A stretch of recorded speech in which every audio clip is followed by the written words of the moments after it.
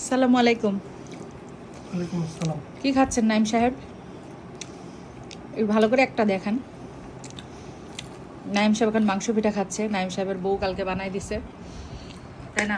কে বানাই দিছে আপনাকে? কে বানিয়ে দিয়েছে? আমার সতীন। তোমার সতীন নাকি তোমার আর এক বউয়ের সতীন, কোনটা? তো যাই হোক, এই যে দেখেন পিঠা বানাইছে আমার হাজব্যান্ডের জন্য। এগুলো মাংস পিঠা, এটা টাঙ্গাইলের বিখ্যাত মাংস পিঠা। আমরা চালের আটা কিনে নিয়ে আসছিলাম, আতপ চালের আটা, চালের গুঁড়া আর কি।